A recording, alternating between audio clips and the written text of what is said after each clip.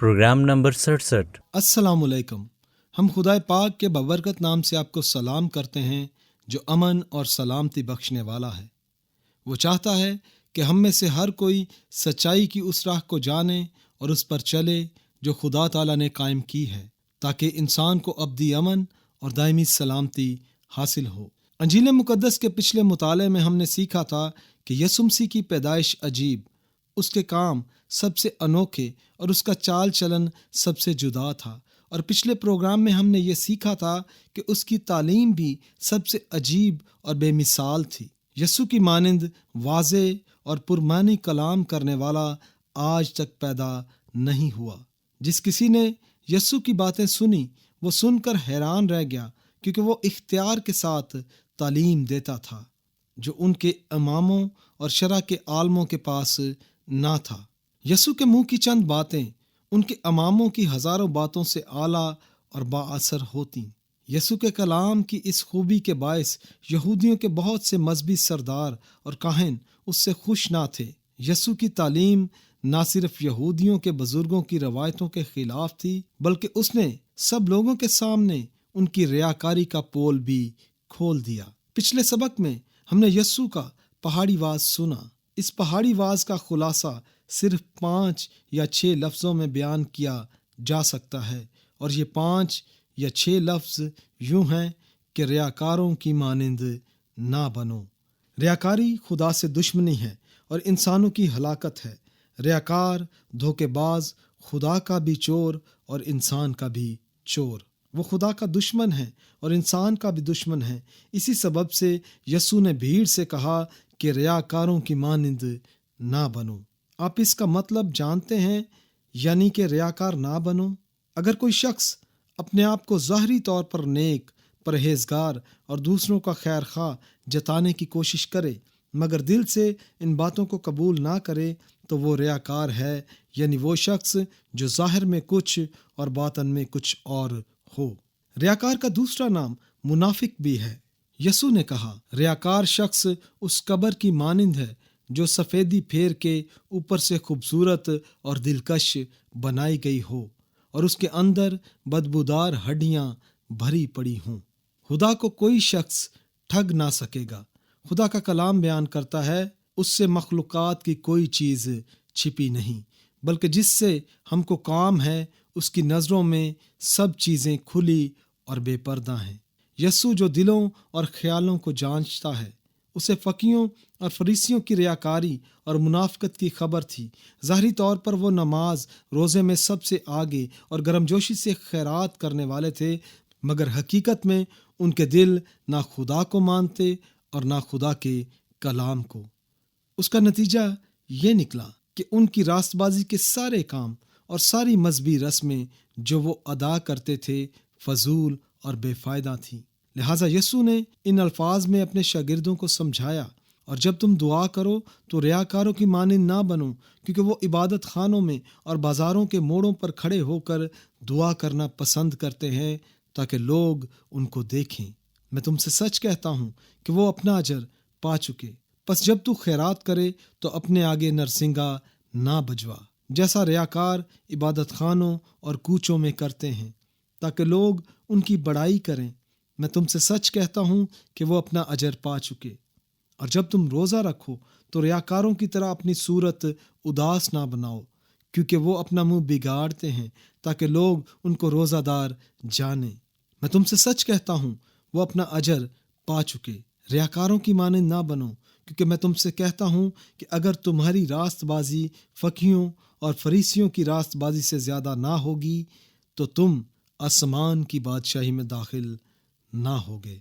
मुबारक है वो जो दिल के गरीब हैं, क्योंकि आसमान की बादशाही उन्हीं की है। मुबारक है वो जो रास्तबाजी के भूखे और प्यासे हैं, क्योंकि वो आसूदा होंगे। मुबारक है वो जो पाक दिल हैं, क्योंकि वो खुदा को देखेंगे। बस चाहिए कि तुम कामिल हो जैसा तुम्हारा आसमानी बाप कामिल है। तंग दरवाज़ा से दाखिल हो, क्योंकि वो दरवाज़ा जो चौड़ा है और रास्ता कुशादा है हलाकत को पहुंचाता है, और उससे दाखिल होने वाले बहुत हैं। लेकिन वो दरवाज़ा जो तंग है और रास्ता सुकड़ा है वो ज़िंदगी को पहुंचाता है, اور اس کے پانے والے بہت تھوڑے ہیں۔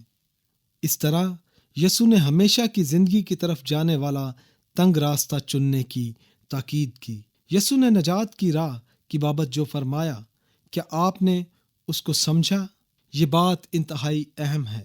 کوئی شخص کس کی مانند بنے تاکہ وہ ہمیشہ تک خدا کو دیکھ سکے اور ہمیشہ تک اس کی حضوری میں زندہ رہے۔ یسوع نے اس کے متعلق کیا کہا؟ مختصر یہ کہ یسوع نے کہا، لازم ہے تمہارا دل پاک اور بے عیب ہو۔ لیکن آدم کی اولاد جو پیدا ہی گناہ میں ہوئی، اور اس کا دل کس طرح پاک اور بے عیب ہو سکتا ہے؟ کیا انسان اپنے بدی پسند دل کو ایسا دل بنانے کے لیے کوئی نیا جتن کر سکتا ہے تاکہ یہ دل خدا کے منظور نظر بن جائے؟ نہیں، انسان کے پاس اپنی کوئی ایسی دوائی نہیں جو اس کے بدی پسند دل کو نیکی پسند دل میں تبدیل کر سکے۔ یہاں تک کہ اگر لکڑی کا شہتیر سینکڑوں سال پانی میں پڑا رہے تو وہ مگرمچھ نہیں بن جائے گا۔ اسی طرح ہم گنہگار خدا کے آگے اپنے آپ کو پاک، صاف اور بے عیب ثابت کرنے کے لیے کچھ نہیں کر سکتے، لیکن آج باقی وقت میں ہم دیکھیں گے کہ جو کچھ انسان کے لیے ناممکن ہے وہ خدا کے لیے ہر طرح سے ممکن ہے۔ اب انجیل مقدس کا مطالعہ کرتے ہوئے ہم دیکھیں گے کہ نیکودیمس نامی ایک فریسی سردار جو یروشلم کا تھا، وہ رات کے وقت یسوع کے پاس آیا تاکہ سوال و جواب کرے۔ یسوع نے اسے دل کی پاکیزگی پانے اور ہمیشہ کی زندگی کا وارث ہونے کی راہ دکھائی۔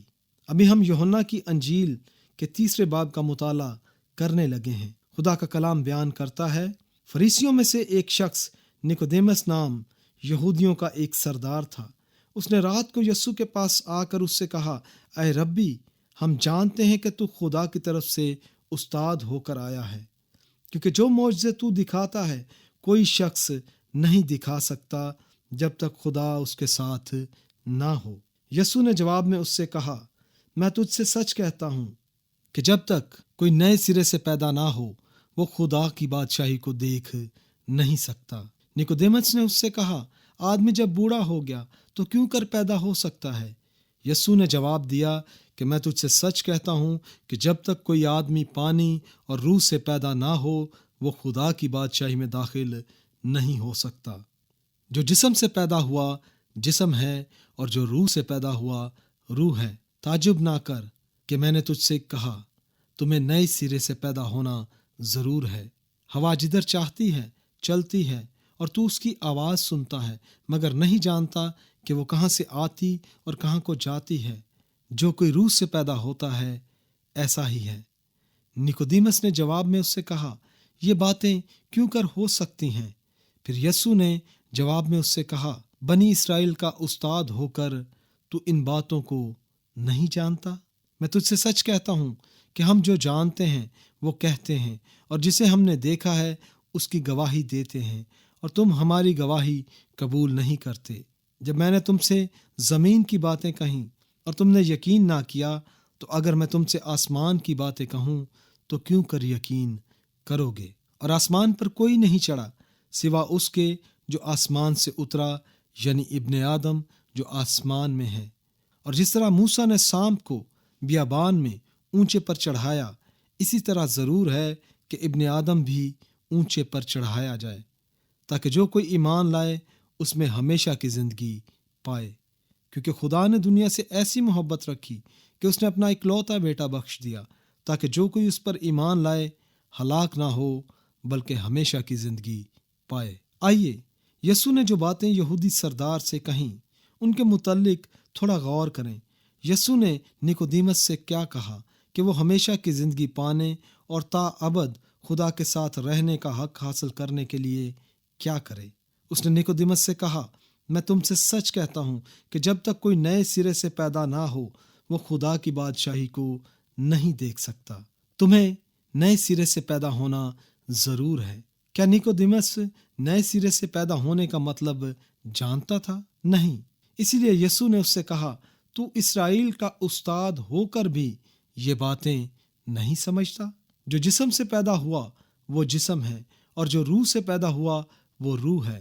تعجب نہ کر کہ میں نے تجھ کو کہا تمہیں نئے سرے سے پیدا ہونا ضرور ہے۔ مختصر یہ کہ یسوع نیکودیمس سے کہہ رہا ہے کہ جو خدا کو دیکھنا چاہے اور ہمیشہ تک اس کی حضوری میں رہنا چاہے، اس کے لیے نئے سرے سے پیدا ہونا ضرور ہے۔ اس کا مطلب یہ نہیں کہ تو دوبارہ اپنی ماں کے پیٹ میں جائے اور جسمانی طور پر پیدا ہو۔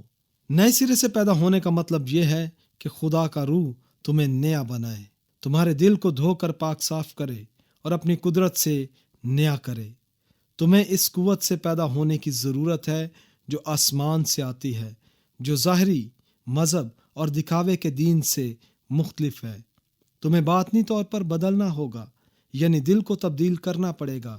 جو کوئی آدم سے پیدا ہوا ہے اس کی سرشت میں گناہ ہے اور گناہ گار کا خدا کی بادشاہی میں کوئی حصہ نہیں۔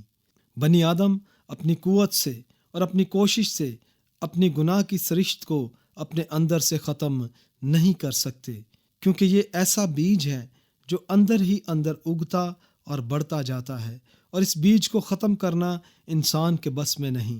جس طرح عرصہ دراز تک پانی میں پڑا ہوا لکڑی کا شہتیر مگرمچھ نہیں بن سکتا، اسی طرح انسان اپنے اندر سے گناہ کا بیج ختم نہیں کر سکتا، اور خطا پسند دل کبھی خطا سے خالی نہیں ہو سکتا۔ خدا معجزاتی کام کر کے تمہارے دل کو بدلے گا اور نیا بنائے گا، کیونکہ فنا بقا کی وارث نہیں ہو سکتی۔ الغرض تمہیں نئے سرے سے پیدا ہونا ضرور ہے۔ یہی بات خداوند یسوع مسیح نے یہودی استاد نیکودیمس کو سمجھائی کہ اگر کوئی خدا کو دیکھنا چاہے اور ہمیشہ تک اس کے ساتھ رہنا چاہے تو وہ نئے سرے سے پھر پیدا ہو۔ مگر اس بات کو سمجھنا نیکودیمس کے بس کا روگ نہ تھا، اس لیے نیکودیمس نے یسوع سے سوال کیا، یہ کس طرح ممکن ہے؟ میں نئے سرے سے کیسے پیدا ہو سکتا ہوں، اور مجھے نیا اور گناہ سے خالی بے عیب دل کیسے مل سکتا ہے؟ یسوع نے اسے جواب دیا، اور جس طرح موسیٰ نے سانپ کو بیابان میں اونچے پر چڑھایا، اسی طرح ضرور ہے کہ ابن آدم بھی اونچے پر چڑھایا جائے، تاکہ جو کوئی ایمان لائے اس میں ہمیشہ کی زندگی پائے۔ کیونکہ خدا نے دنیا سے ایسی محبت رکھی کہ اس نے اپنا اکلوتا بیٹا بخش دیا، تاکہ جو کوئی اس پر ایمان لائے ہلاک نہ ہو بلکہ ہمیشہ کی زندگی پائے۔ یسوع نے نیکودیمس کو دوزخ کی سزا سے بچنے اور ہمیشہ کی زندگی کا وارث بننے کی راہ دکھاتے ہوئے اس کو اس کے باپ دادا کا پرانا واقعہ یاد دلایا، جو حضرت موسیٰ نبی کے زمانے میں بیابان کے اندر پیش آیا۔ ہم نے توریت میں دیکھا کہ جب بنی اسرائیل بیابان میں موسیٰ اور خدا کے خلاف بڑبڑائے تو خدا نے زہریلے سانپ بھیجے تاکہ وہ بنی اسرائیل کو ڈسیں اور ان میں سے بہتیرے ہلاک ہوں۔ تاہم جب بنی اسرائیل نے توبہ کی تو خدا نے موسیٰ کو حکم دیا کہ وہ پیتل کا ایک سانپ بنائے اور اسے بلی پر چڑھائے اور اونچا کر دے، تاکہ جو کوئی اس پیتل کے سانپ کی طرف نگاہ کرے وہ شفا پائے اور زندہ رہے۔ اسی طرح یسوع مسیح نیکودیمس کو یہ بھید سمجھا رہا تھا کہ جس طرح بنی اسرائیل ایمان کے ساتھ پیتل کے اس سانپ کو دیکھتے جو موسیٰ نے بلی پر لٹکایا ہوا تھا تو سانپ ڈسے کا زہر اتر جاتا اور اس کی موت زندگی میں بدل جاتی۔ بالکل اسی طرح خدا نے بنی آدم کو ابدی عذاب سے بچانے کے لیے اس کا نعم البدل بھیجا ہے، اور اس پر ایمان لا کر رہائی مل سکتی ہے، نجات مل سکتی ہے، گناہوں کی معافی مل سکتی ہے، تاکہ بنی آدم دوزخ کی ابدی اور کبھی نہ بجھنے والی آگ سے بچے رہیں۔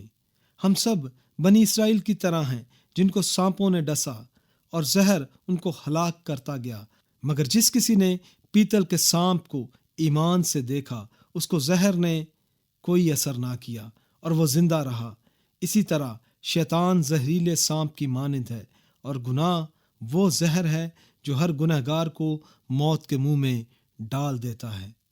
شیطان نے ہر بنی آدم کو ڈنگ مارا ہے، اور اگر خدا کی طرف سے اس ڈنگ کے زہر کا علاج نہ ملا تو ہم سب ہلاک ہوں گے اور ابدی اور کبھی نہ بجھنے والی آگ کا ایندھن بنیں گے، یعنی دوزخ میں جلتے رہیں گے۔ ہمارے پاس اپنا کوئی چارہ نہیں کہ ہم خدا کی عدالت سے اور گناہ کی سزا سے چھوٹ جائیں، کیونکہ گناہ کی مزدوری موت ہے اور دوزخ کی سزا ہے۔ مگر خدا کی تعریف ہو، جس طرح خدا نے بنی اسرائیل کو سانپوں کے زہریلے زہر سے بچنے کا سبب پیدا کیا، اسی طرح اس نے بنی آدم کو گناہ کے زہر سے نجات پانے کا بھی سبب پیدا کیا۔